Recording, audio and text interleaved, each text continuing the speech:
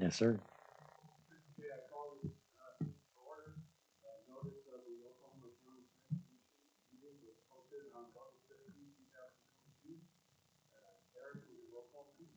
Yes, sir. Miss Jennifer Craig, Mr. Charles DeFuria, Present. Mr. Rob Talbot, Present. Miss Denise Patterson, Present. and Commissioner Carrie Bloomer. Present. We have a quorum. Go to item number 4, approval of minutes of previous meeting. Has everybody had a chance to read the minutes? You Do I might, get- I was just going to say, you might have to take a few minutes to review those. Those were not sent to you. I know I mentioned that to a few of you before the meeting, so if you want to take a couple of minutes to look at those.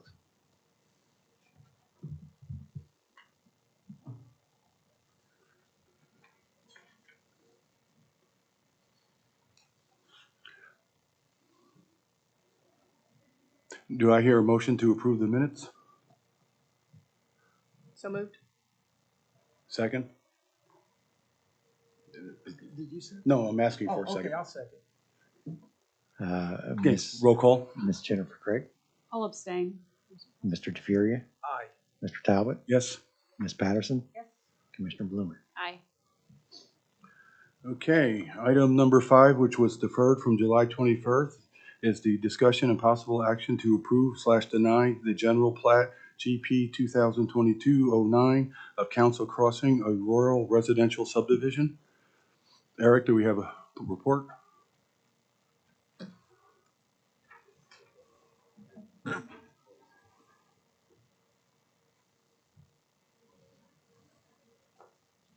Yeah, so this is a multi-phase project. This is Council Crossing. This is located at 234th and Council, just north of 234th, about half a mile on the east side. As you can see here, they have several, 2-acre lots. There's no zoning change that's required. This is the design that they have before you.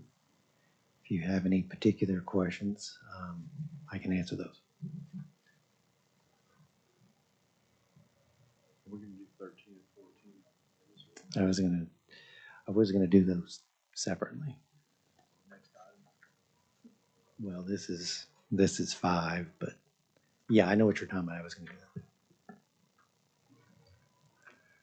Any questions for Eric? The applicant is here if you have any particular questions. Hearing none, is there anybody here who would like to talk in favor of this? What's the closest east-west road? Northwest 234th. It's to the south. Okay. Essentially, it sits in the middle of the section there. So Waterloo Road is the next Okay. half mile to the north, and then 234th is to the south.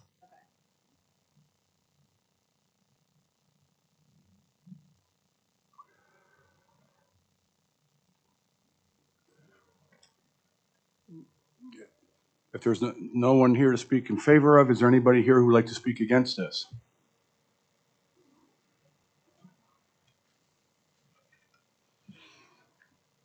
Hearing none, I'm open for a motion.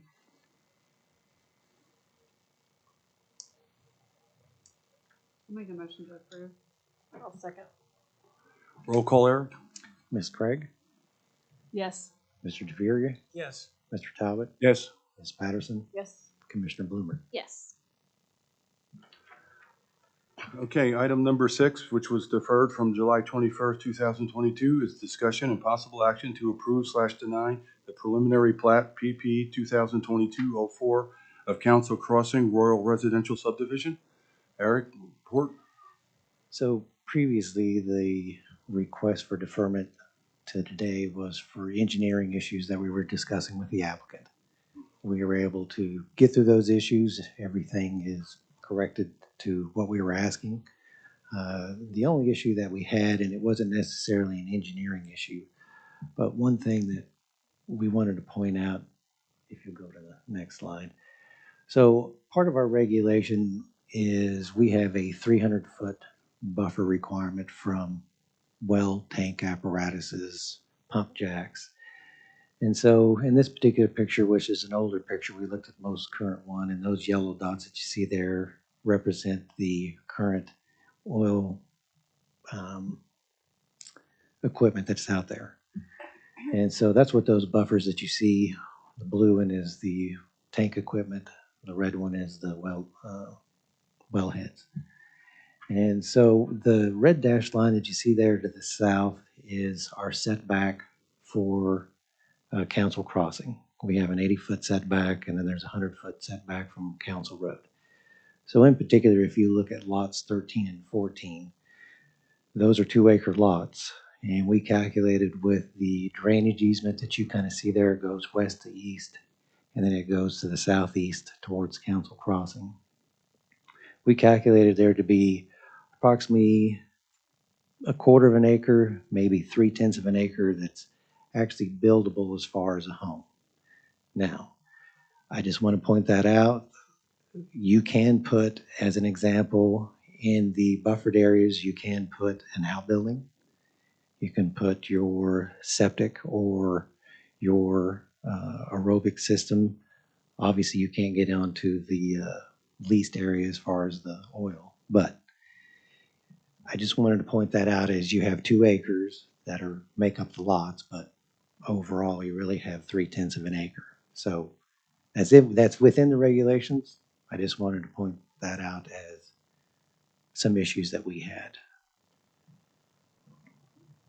It's really going to be tight to get a house and a septic field and that drainage that comes through there all in that little quarter acre. And it's not a good mix. And we've had situations like that in the past that cause a lot of problems. So I'd almost like to see those lots combined, 13 and 14, just so you've got a good buildable situation for a future lot owner without a problem instead of creating a problem. Something for you to consider. Stacy, even if you did combine 13 and 14, that front part, is there enough space? Well, you'd have about a half acre then, split by a drainage basin, but at least you could put a house on one side and the septic field on the other, maybe. Can you clarify, so we don't recommend them building within the red circle or the green circle? Well, they can't. That's a regulation. Okay, they cannot. Right, we have a 300-foot setback from equipment, oil well equipment. That's what those 2 circles represent. Now, that doesn't mean, as you can see on this picture, there's a lot of equipment that was out there at one time. As of today, there's really not a lot of equipment compared. So obviously there's going to be equipment that's coming in and out of the site as time goes on. So it's something that we'll always keep an eye on. It just depends on when the permit is brought to us. So what about lot 6 and 7 on block 2? Because you're going to have that same situation. You are, but on those lots, you don't have the drainage easement that the county engineer is mentioning on 13 and 14. So you have more area to build on those. So like I said, it really has to do with the residence itself. An outbuilding, something along that line, you can place in that area because it's not a livable structure. But your setback from your road for 6 and 7, is it 40 feet, 50 feet setback?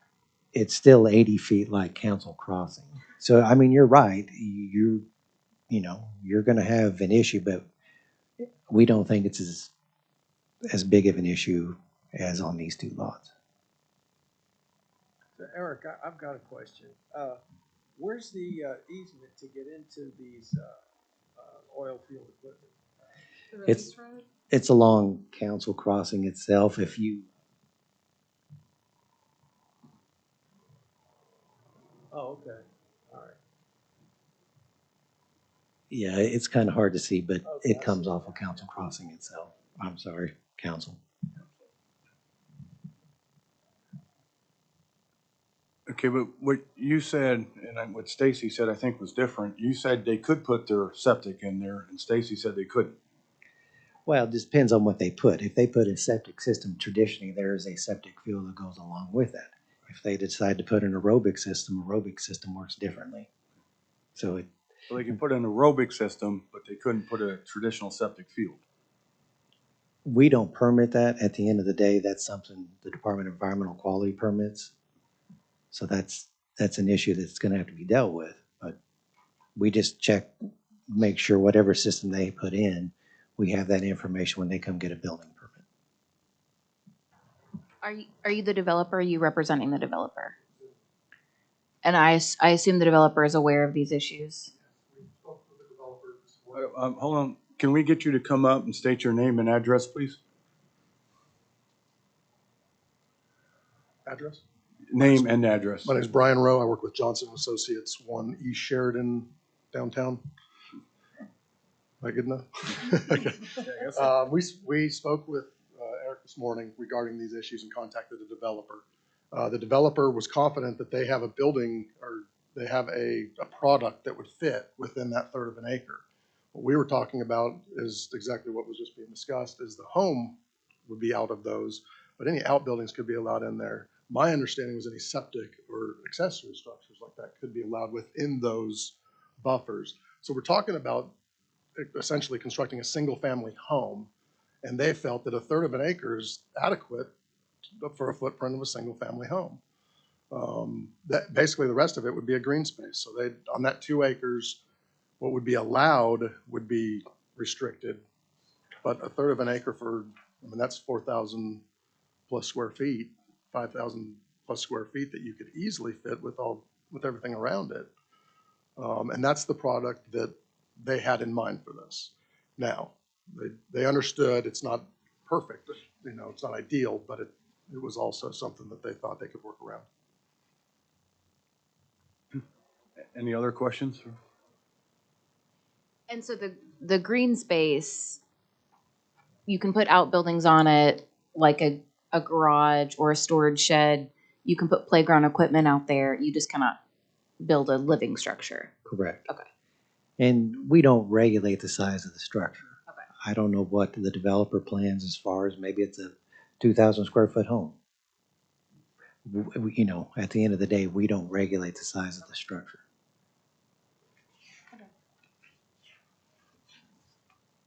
Is his statement accurate? With the land that's there today, they could build a 4,000 square foot home? I don't see why not. I mean, like you said, it's going to be tight.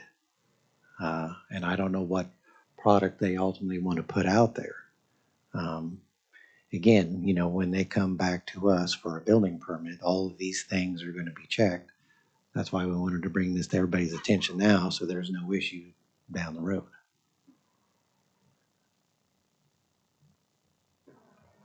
Who suggested combining 13 and 14? Was that you? Yeah, I thought that might be a better idea. Okay. But that's not something we can necessarily force the developer to do? Are you just suggesting that as if the developer feels like they cannot fit the structure in that space to combine lots 13 and 14? Well, I think you have the power to discuss it as Okay. well with the developer and see, you know, what gets negotiated, if Okay. you will. We've just seen projects around our jurisdiction in this very scenario where you mix sewage and water and a home, and it doesn't work out very well, and lawsuits start flying.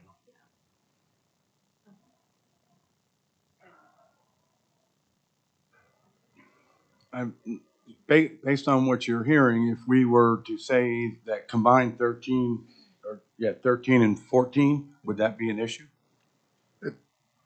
It's something the developer would like to not have to do. But that's what he wanted me to tell you all. He feels that they can work around the parameters. He understands the restrictions will be in place. The county will have they'll issue the permit for the building, get to review all of this to make sure that everything's in compliance. I can just go by what they told me this morning. They feel they can make this work. Any other questions for the gentleman? Is there anybody else who'd like to talk in favor? And hearing none, is there anybody here who would like to talk against this? You can sit down. Thank you. If you come up and state your name and Tom Fisher, 19675 Sportsman's Road. The access road to the tank battery goes through 1, 2, and 3.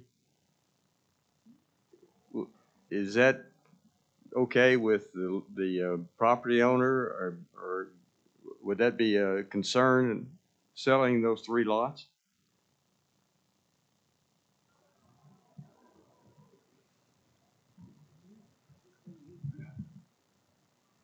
Typically, what happens when they file a plat is an easement for that is going to be set. So whenever the potential customer who wants to buy any of these lots, as long as they check the plat, they'll know what they're dealing with in regards to easements.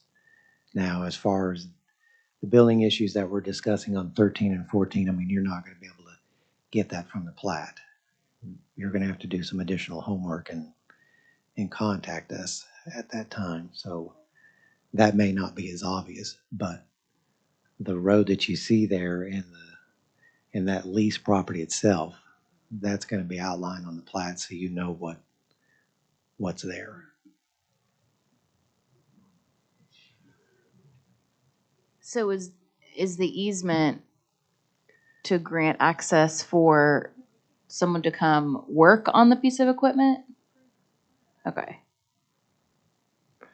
Yeah, I mean, it's an oil lease site. right. So the homeowner would have to be aware and okay with people accessing their property to potentially work on that site. Well, they're just going to have to be aware of it. I mean, that lease site exists. Okay, It's just not go away unless Okay. they decide to shut the well in.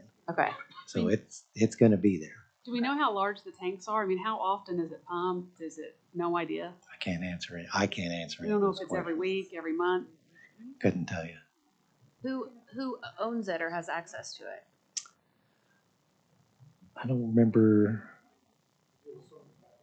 Yeah, Yeah, I don't recall. okay. And is there, maybe we don't know the answer to this question, but is there an environmental concern for building a property that close to it?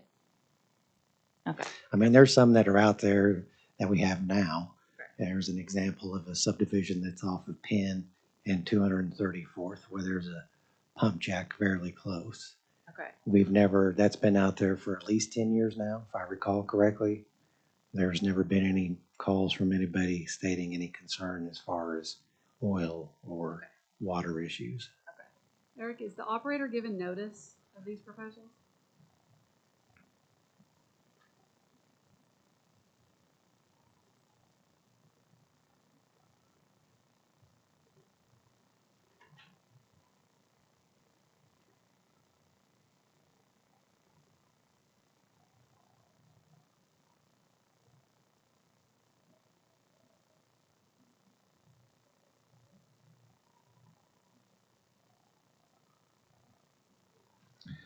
Not in this case. It does not look like they would have because they don't There's an actually. easement through there. Essentially, we notified the property owner itself. So in this case, there was 1, 2, 3, 4, 5, 6, 7 notifications, and of those 7, 4 go back to the person who owns the property because they own not only this, but they own everything around it pretty much except back to the west. Absolutely, there'd be a surface damage agreement, and if there's a easement that gives them the rights to that road as well as the tank batteries and the pump jack, they have a property right. I don't know how you don't notice.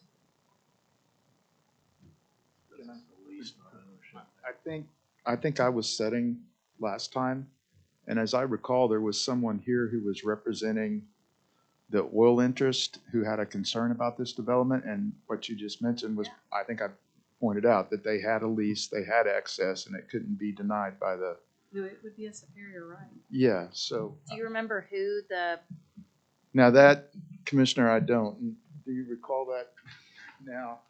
I don't think it was a different issue. I believe it was this Okay. one that you're The whole thing was deferred and never decided, is that Yeah. correct? correct. Okay. Yeah. Okay. But I believe we had a discussion centering around access to those tanks. Well, I think this is a valid concern. My concern is that I think any plat would have to have these circles plainly put there, so any potential owner researching that property knows Yes. about your restrictions. Because you can't have secret rules. Oh, no, And, sure. you know, I'm, if somebody wants to buy lot 13 or 14, and he doesn't know, that would be a jolt to find out that you can only build on a little teeny tiny portion of certain lots. yeah, we typically add that information to the plat. But I guess my point is as you can see, this photo here is older. So if they bring new equipment online, let's say they bring it to the border of the south property of their lease. So that changes what you would originally see platted as well. So, And most sites would be at least 2 acres. They could, and that gives them the indefinite right to put more tanks should they choose to do so. Even where they build. Yeah. Yeah. right. So that's why I'm saying we've added those circles in the past on plats. That's not an issue.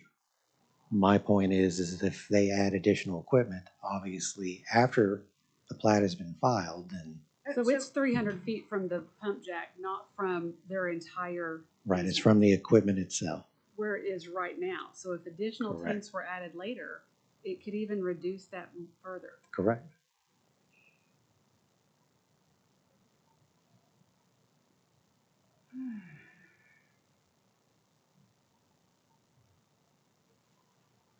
What would they have to do to avoid this? Well, I guess you kind of got a couple of options. I mean, one, you could combine the lots together. Two, let's say you get down the road and they have equipment more, to the south. You could always come back when they bring a building permit, and if it's something where you couldn't build on it, we could request a replat to where they could change the lot and let's say now they combine them together to where now they're separate. I mean, there are a few avenues that we could do, but obviously with the replat, that just boils down to the time of when someone comes to get a permit for the lot itself, to where that may be necessary or not. So when the person was here last week representing the oil interest, did they know that this item was deferred to today? I don't think they were here at the previous meeting, and I'm starting to think we've had a couple of subdivisions that have had oil Okay, rights, and I think that's another subdivision that's called Brush Creek, okay, to where it was actually internal into the subdivision itself. So the access had to do with internally, how are they going to get to it? To where this is separate, this is on a section line road to where they have access. Eric, that other subdivision that you were referencing, my memory may not be that good, but I thought that pump jack was centered practically in the middle of the subdivision, and it was not on a saleable lot. Right, it was on the east side of the subdivision. It was not on a sellable lot, that is correct, and so, Here we're on a saleable lot. right, that is correct.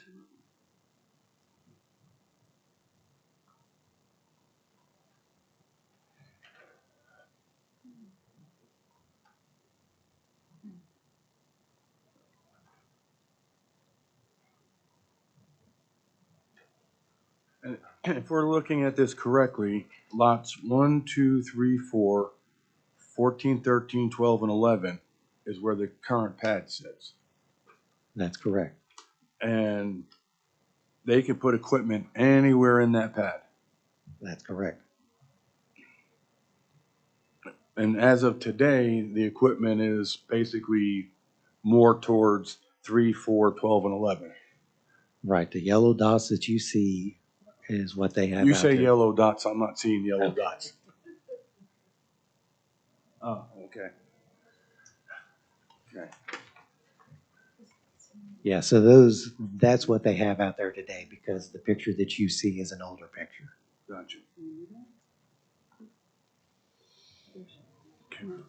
Yeah, Eric, I'm looking at this, I don't know what we're voting on. Are we voting on this map or are we voting on this? Because this looks different. I mean, Look at how far down that easement.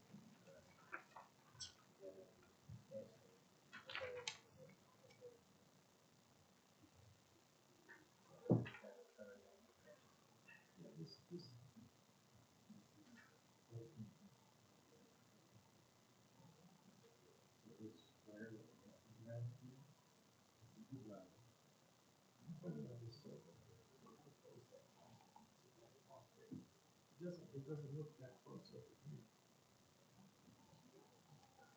You see that? Yeah. I mean, that's just a real, what is that, lot 11 there? Yeah. See, over here, it looks like there's more area, but over there, it's like, not really much. And we're voting on this, right?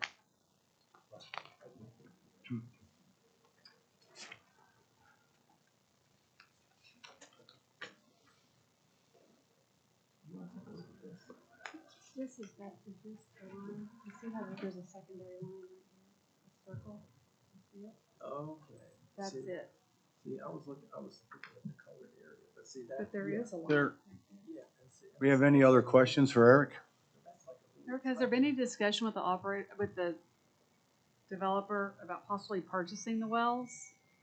We've had a discussion with the developer as far as a lot of these issues, because this particular plat, it's kind of had different derivations of what it was originally. So we've had several discussions over the years about this issue and some others. And then will the lease road have its own entrance on council? Right, that won't, The trucks will not be coming in on the. that's right, that's right.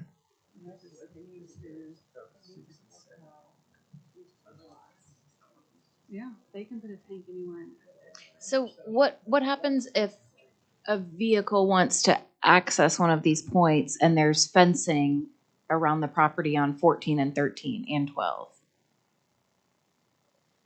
I mean, you can't put your fencing on their lease side. Typically, there'll be a gate, and the operator will have Okay. a padlock. It'll be double locked, so the owner has one access. I This is mean- on typical well sites. Okay. And then It's- the operator would have their own locks, because if it's a pump jack, that means something's coming out of the ground. The Yeah. truck has to go in there and get it. Yeah. And so, It's fenced currently, The site. yes. Okay. So does that mean if let's say I'm buying lot 13 or 12 and that site is fenced off, I'm buying 2 lots, but I don't really have access to, I'm sorry, I'm buying a 2-acre lot. I don't necessarily have access to a 2-acre lot. the Corporation Commission would require fencing and a site security Okay. around that facility. Right, I Eric, mean, in this case, it kind of goes back to that point, is you're buying a 2-acre lot, but you're only able really to utilize 3/10 of 2 acres. Eric, I've got a question about lots 6 and 7. Okay, You know, looking at this plan here, about how much land is outside of this easement? You see this? That is not the same as this. But we're voting on this, correct?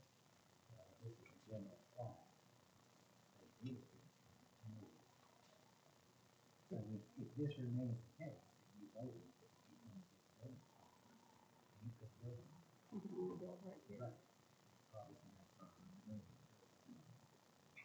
And These lines are correct. And these lines are not correct.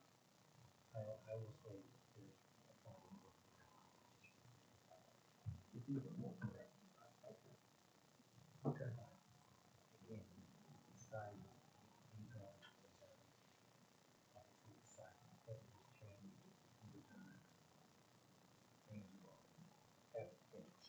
So we're voting on this drawing. You're voting on that. Okay, all right, okay, gotcha. And if we were to go look at the property today, the fence would probably not be on lot 6 and 7. It would probably be close to the border. Whereas all 1, 2, 3, 4, 14, 13, 12, and 11 will have a fence on it. So 6 and 7 could be deceiving because people could be seeing that land and thinking I can build on it. So if you were, Mhm. so this here, if you have a little access to Mhm. the car, that's what. That's fenced in, right. Any other questions for Eric? Anybody else that have talk against? Come back up, sir.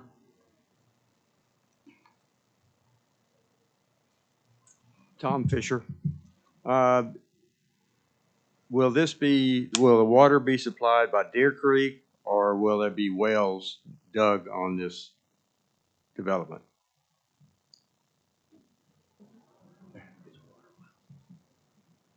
It's water wells. Water wells, okay.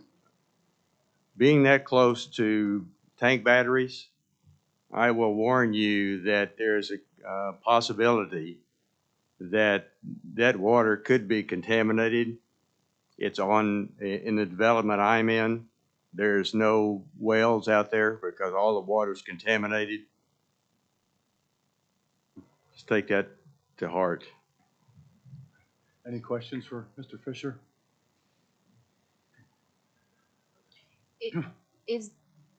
I know we don't have anyone here from the Corporation Commission, but does the Corporation Commission have any sort of public guidelines or recommendations in situations like this? Not that I'm aware of. They do have their own law in regards to setback from equipment, Okay. which is 125 feet. We've added, obviously, to that. Ours is a total of 300. And the reason that was added is because probably 10 years ago or more, we were getting a lot of complaints when the price of oil was up about pump jack noise and whatnot. So we took that into consideration when we did our revision of the regulations back in 2008. Okay. Any other questions?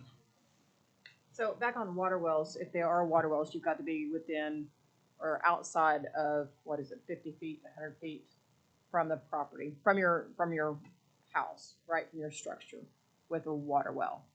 Okay. Am I right? Yes, I 100 think feet, 50 yeah. feet, right. So on some of those lots, especially 14, if you're that close, you can't put it in an easement. You can't put it within that close. You probably can't put it in the drainage. So Right, you can't put it in the right of way, you can't put it in drainage easement, you can't put it on the oil lease site. okay.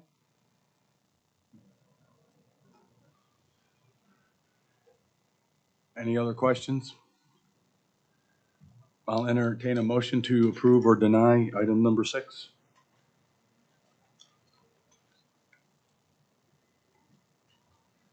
I'll make a motion to deny. I'll second. Roll call, Eric? Ms. Craig, Yes. Mr. DeFuria, Yes. Mr. Talbot, Yes. Ms. Patterson, Yes. Commissioner Bloomer. Yes. Item number 6 has been denied. Item number 7, deferred from July 21st, 2022. Discussion and possible action to approve/deny a zoning change from rural resident R2 Rural Residential District to R1 Acreage Residential District, Z 2022-03. Report, Eric? Yes, so this has been deferred from previous meetings because he was trying to get a contract with Deer Creek Water. He now has that.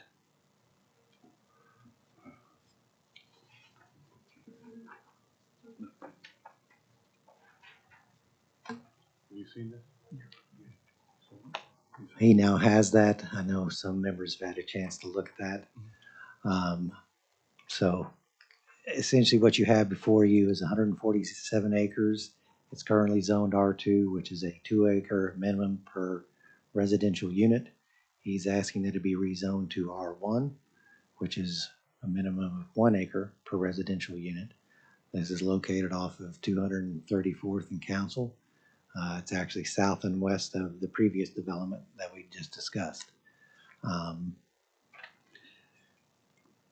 If you have any questions, let me know. Any questions for Eric? Is there anyone here to talk in favor of this proposal? State your name and address, please. Michael Shoemaker, 7800 West Hefner, Oklahoma City. In favor. I would kind of prefer, I know there's people here that would like to speak against, so if I could address those concerns all at once, I would prefer that. If that's okay. Or, No, I just really would like to hear your. okay.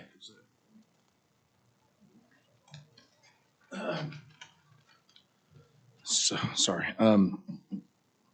So we originally, when we put a contract on this piece of property, we found out that there was a blue line or an Army Corps of Engineer swell that cannot be encumbered, but it encumbered our property.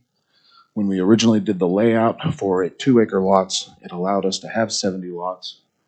But with the fact that there's a blue line that runs through the middle of the property, that cut us down to 56 lots.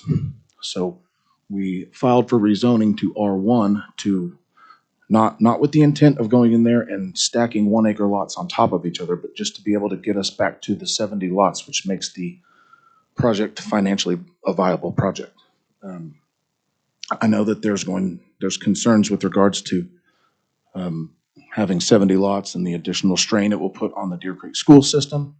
Dr. Perez, I'm sure will state to that fact. I understand his concerns. While I do not think that it's fair to assume that all 70 lots are going to be families that are going to be sent to the Deer Creek school system. This is going to be a nice development, an affluent development, and who's to say that they may not be sent to a private school? There's been a lot of commercial development that's going to continue up and down Portland, which is just going to continue to drive residential development out in the area. And that's the sum and substance of my argument. Okay, and if I'm reading this correctly, from the Deer Creek Water Corp, you got approval for 70 meters. Yes, sir. Just 70 meters. Yes, sir. Which is the plat that I have submitted to Eric.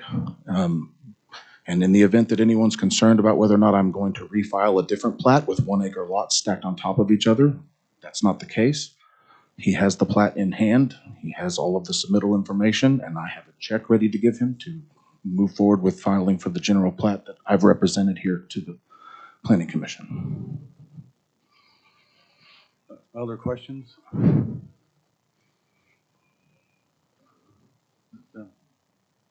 Thank you, sir. Thank you. Is there anybody here who would like to talk against this proposal?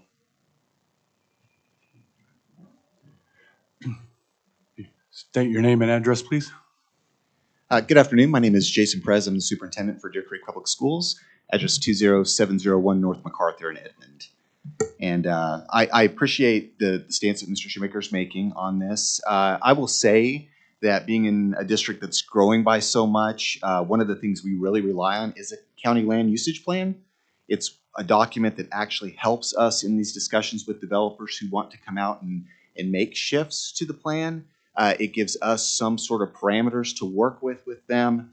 To just put some context, some numbers with what I'm coming up here today is, as of today, our enrollment for Deer Creek is up 518 students. So that's almost 7% increase from last school year, which was up by about 400 students from the previous year. So it's an elementary school, essentially.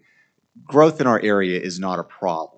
It's not a thing where we're concerned about we need to be able to spark more residential growth, more commercial growth. Well, we could use more commercial growth, but residential growth is definitely not a concern for us. So when we start changing the county land usage plan, it opens that up for others to be able to put in those same sort of requests, because you do for one, you start having to do for others. And I've had developers come in and talk about that, we're planning to take a piece of land and turn this into a pond or doing these different things, but there's no guarantee that that's going to last long term.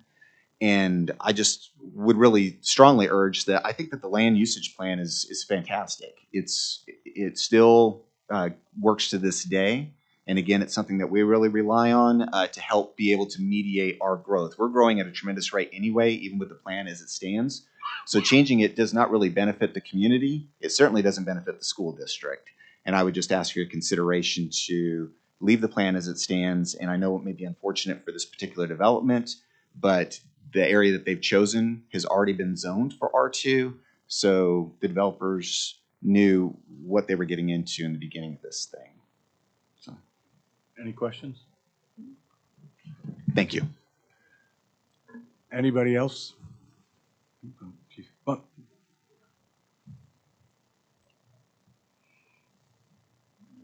Good afternoon, Commissioners. Laura Holmes, 21204 Bogey Road.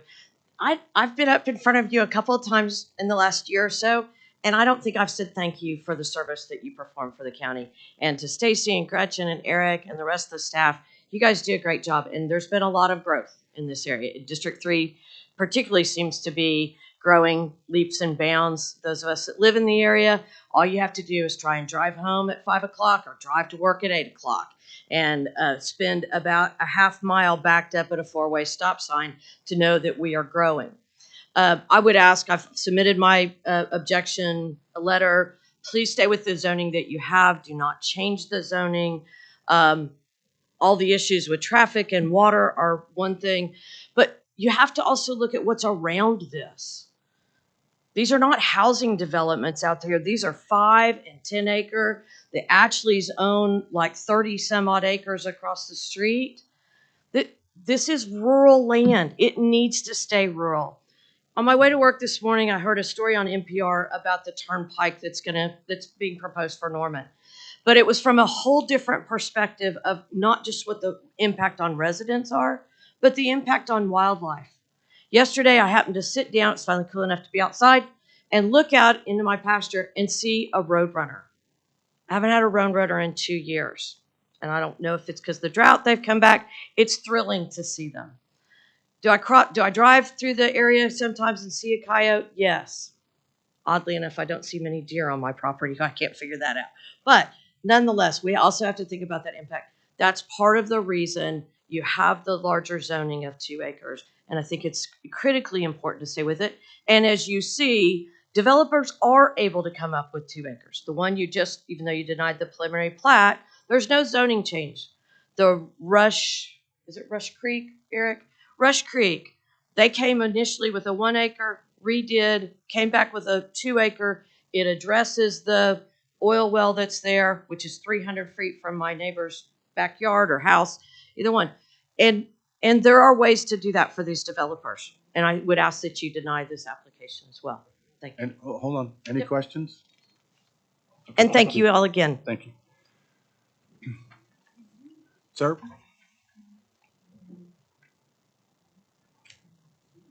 I'm Gary Atchley at 8475 Northwest 220th. I have the 80 acres directly south of this property. And I agree with the other 2 people that just came. You know, with the 2 acres, I'm glad to see that you got the water from Deer Creek Water. That's great news. And we know there's going to be growth out there. But developing that into 1 acre is going to be a nightmare for council, which already is just unbelievable. And there's no stop sign at our intersection. There's been a lot of wrecks there and a lot of people hurt. But I believe that the 2 acres is the best thing for the community, the best thing for the school system. And I would like to see us deny rezoning it and keeping it at the R2. Did you say there's no stop sign at Council and 234th? I'm sorry, I didn't hear that. Did you say there's no stop sign at Council and 234th? No, Council and 220th. Okay. Which is directly south of this. It's a 2-way stop, not a 4-way not a stop. 4-way. Okay. Mm-hmm. But there is not a 4-way stop at 234th and Council also. Okay. Any other questions? Thank you, Okay, sir. thank you. Eric, I have a couple questions for you.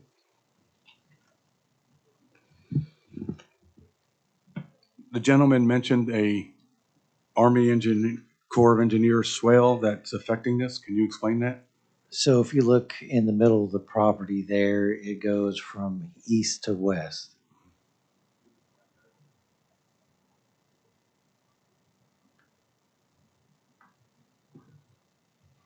So what he essentially means by that, when you have an Army Corps blue line stream on the property, there's additional restrictions to where you may have to get a permit from the Corps of Engineers if you're actually in the creek itself. From my understanding, they're just going to leave all that as it is. More than likely what would happen, just based on some of drawings that I've seen, they would expand upon that and use that as water detention, retention area for the runoff that comes from the roads and houses. And based on our conversation earlier, would it be reasonable to expect somebody who bought that property to know that swale was there when they were buying the property? Well, he did. If you do your homework, yes, you'll know it's there. It is on many, many maps, not only that we have, but the USGS has. So it is, the information is out there. You just have to know where to look. Anybody have any other questions? So I just want to confirm that all the pieces of property around it are currently zoned R2. Right. There's, if I recall correctly, the closest thing that is zoned R1 is back to the south and east, which is going to be Cedar Ridge Farms, which is back off of 220th MacArthur, if I recall correctly. Any other questions? I'll entertain a motion to approve or deny item number 7. Oh, sorry. You like to speak in favor or against? Yes. Okay. Your name and address again, please.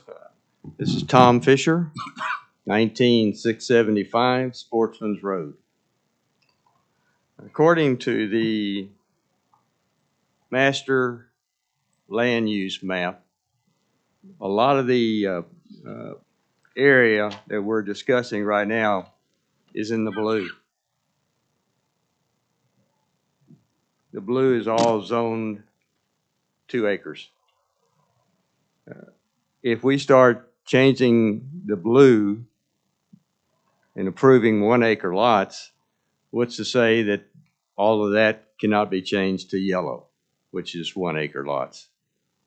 And I'm a little bit confused. He got a permit from Deer Creek for 70 lots.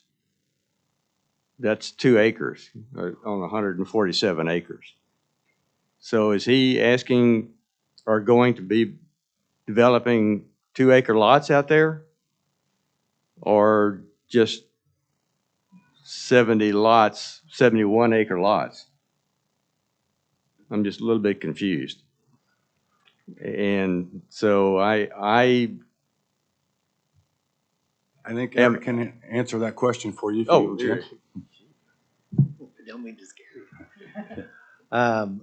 So essentially, the reason why he's asking for the R1 zoning, obviously the Blue Line Creek that's in the middle of the property is going to affect what can be developed.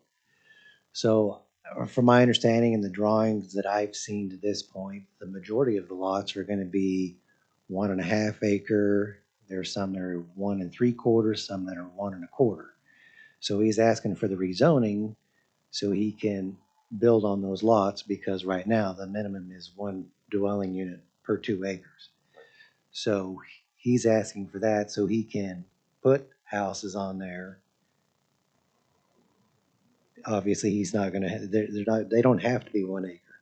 They can be 1 1/4, 1.5.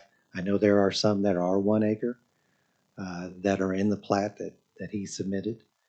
But it gives him some flexibility with the Blue Line stream and the tension areas that he's going to have through there, to where at the end of the day, if you take the total amount of property that he has there and the total number of lots, your net, if you will, is 2 acres per 1 lot, per 1 residential unit. I'm sorry. Okay, gross density. sir. Now come back to addressing us, please. Okay. All right. You had other items? No, I just,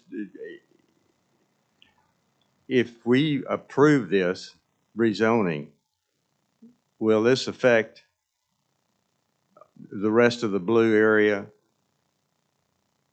as we go down the line? And that's my only concern, because right now I'm in a 2 acre plus development, and everything north of me is supposed to be 2 acres. And I just want to keep it that way. Thank you. Any questions?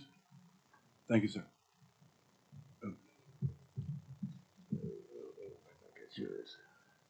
Any other questions for anybody? Okay, then we will. I think Mr. Shoemaker wanted an opportunity to address some of the concerns that have been brought. That's kind of that's what he stated at the beginning, that he wanted to come back up and address. Right. Is it necessary that we do that, Gretchen? If he asks, I'd let it. Okay. Restate your name and address, please. Michael Shoemaker, 7800 West Hefner, Oklahoma City. I understand everyone's concerns with regards to keeping things 2 acre. That is why we have the planning commission in place and why this should be a case-by-case basis. I did know that the blue line was there, which is why I requested the R1 rezoning. I can tell you, and I have provided to Eric that a layout of what the acreages are for each lot. 47% of the lots on the general plat that I provided are between 1 acre and 1.5. The remaining 53% of the lots that I've drawn on my general plat are between 1.5 and 2.5 acres. So again, my intent is not to go out there and postage stamp a bunch of 1 acre lots. That's not the intent of the neighborhood, and that's not the look that I'm going for. That's not the feel. That's not what I want to bring to the community. So that's all. Thank you. One more question, Eric. I understand what he just said, but if we approve the rezoning down to 1 acre and then he sold the land tomorrow, the person he sold it to could come in and do 1 acre lots. That is correct. Okay. Any other questions? Can I have a motion to approve or deny item number 7? I'll make a motion to deny. I'll second. Roll call, Eric? Ms. Craig, Yes. Mr. DeFuria, Yes. Mr. Talbot, Yes. Ms. Patterson, Yes. Commissioner Blumer. Yes. Item number 7 has been denied. Item number 8, discussion and possible action to receive the July 2022 fee fund report and expense reports. Anything to add to that, Eric? The expense report is a new report based off the memorandum of understanding that was signed by the Board of County Commissioners and the Planning Commission. So take a minute to look at that. If you have any questions, let us know. The fee fund report is a typical report that you see.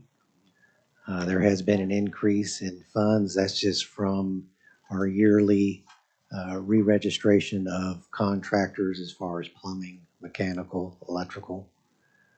That's a lot of that increase.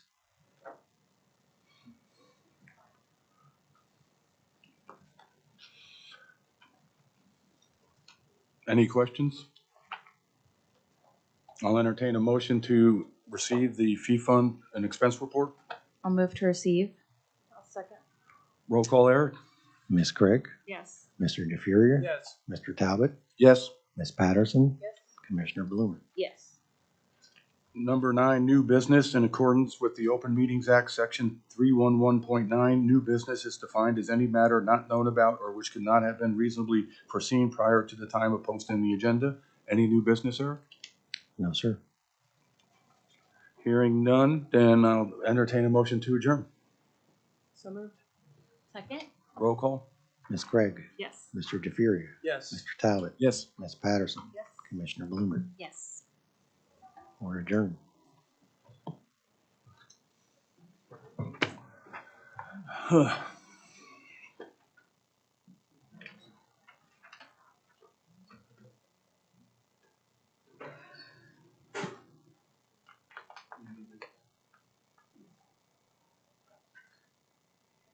Did you move to Tyler's desk? Not gonna sit on the throne? We'll get there. Am I supposed to sign something? Yes.